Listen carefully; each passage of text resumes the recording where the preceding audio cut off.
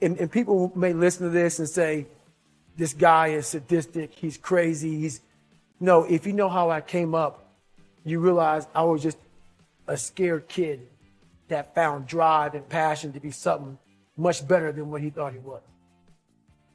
The cookie jar is something that I've made up of all the failures of my life, all the things that I failed and I went back. I failed and I went back and I finally succeeded.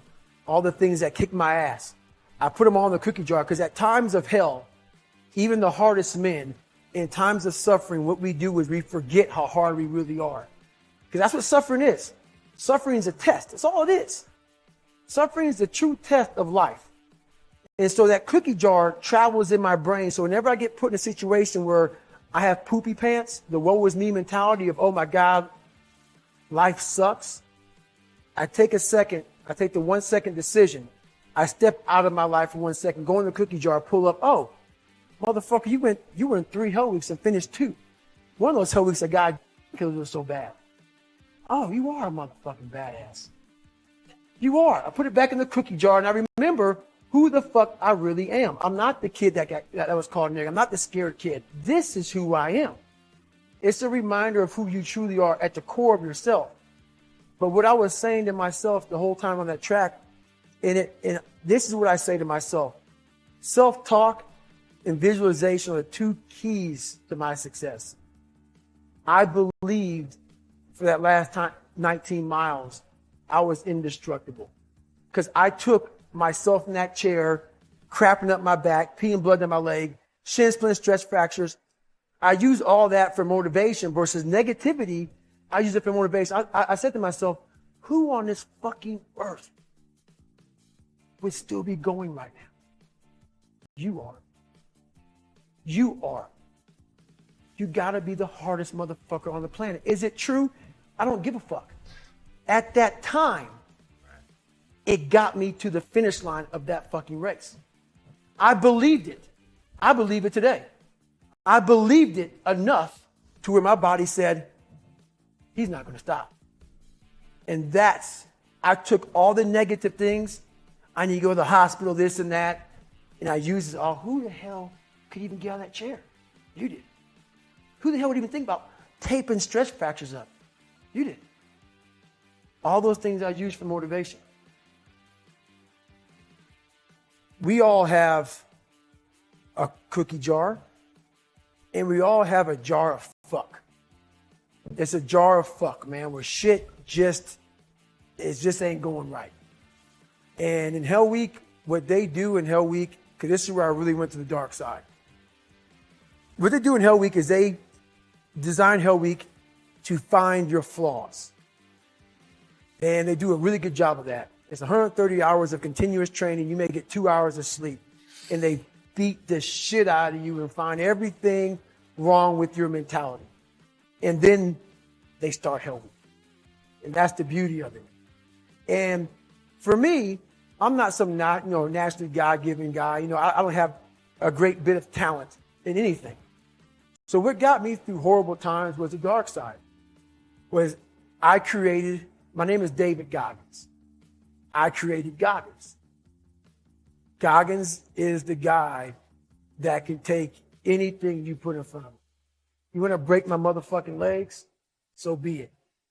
I have a way of going to a place like I did in that race where all the pain and suffering that they put on top of me in Hell Week, I will reverse that pain and suffering and I will take your soul. So every instructor that put me through BUD/S, my job, what drove me, was I wanted you to go home that night after you beat the living shit out of me and I smiled in your face.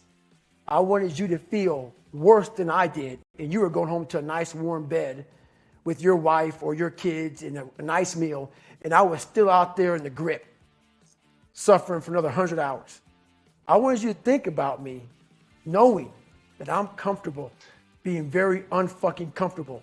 And I want you to think about when you went through fucking Hell Week, how uncomfortable you were and how bad you wanted to quit, knowing I'm not thinking that fucking way. So the dark side is something that I've designed. It's an evil place I can go that very few things can hurt me. I use the hurt you're trying to put on me.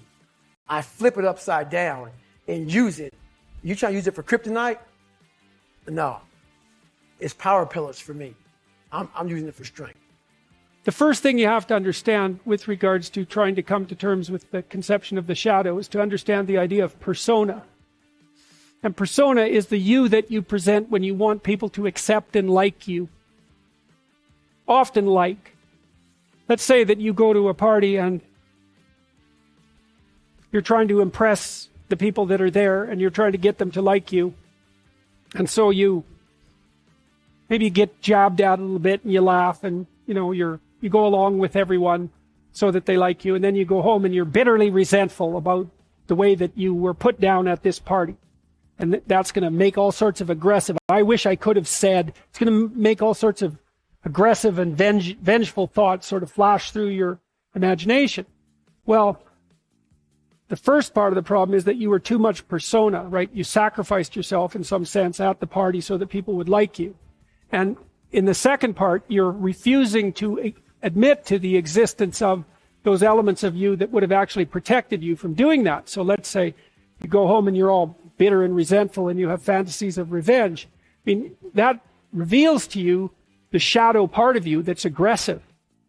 And the thing is, you actually need that, because if you would have integrated that more successfully into your personality, when you went to the party, you wouldn't have had to let people put you down to get them to like you. Instead of having a face like this, which says, I'll take anything that's coming my way, you have a face and a stance that's more determined and assertive. And if you manifest that properly, people aren't going to mess with you to begin with. But, you may have already adopted a morality that says, well, I have to be likable and I shouldn't do anything that causes any conflict and I shouldn't ever, hurt anybody's feelings. And so you're just to present yourself as a punching bag, and you think that that makes you a good person, but it doesn't. And there's no integration of the shadow in that situation. So you see that at the end of the movie, when I mentioned this, when Simba climbs up the rock to take control of it, all the female lionesses bare their teeth and he roars. It's like that aggressiveness is integrated into him. And so resentment is a really good emotion for making contact with the shadow side, because if you're resentful about something, it basically reveals two things. It either means that you're immature and you should stop whining and get on with things. Someone's asked, this often happens with adolescents who are asked, say, by their mother to clean up their room. They get all resentful about it. It's like, shut up and clean up your room. It's not that much to ask. Or, so that can be a gateway into the observation of your own immaturity. Or, it's possible that you're resentful because people really have been poking at you too much and taking cheap shots at you and oppressing you. But what that means is that you've got some things to say that you haven't been willing to say or don't know how to say, right? You can't stand up for yourself properly. And in order to do that, you have to grow some teeth and be willing to use them. And again, that's something that might violate your morality, because you might say, well, I shouldn't be able to bite people. And the thing is, yes, you should be able to bite people hard. And if you're able to bite them, then generally you don't have to. But they need to know that you can, because otherwise, especially people who are badly socialized, they'll just keep encroaching on you and encroaching on you and encroaching on you and encroaching on you until you put up a wall. Like someone who's really well put together won't do that, because they're sophisticated. But if you run into people who only have boundaries because other people impose them on them and you won't do it, you're going to be the bullied one in the office, for example. You're not going to get a raise. People aren't going to credit you with your own work. Other people are going to take credit for it. And you're going to go home angry because you're doing your best and you're trying to get along with everyone and nothing ever goes your way. Well, it's because you're a pushover. And you think that's good because you confuse harmlessness with morality. It's not right. Just because you can't do any damage doesn't mean you're moral. It just means you don't have the capability for mayhem. And that makes you a pushover. I mean, the Jungian stuff is very, very dark, It's very dark because his notion of what constitutes a moral human being is much different from the typical view. He really thinks you get that horrible side of yourself integrated so it's up there where you can use it. Because otherwise you're dangerous.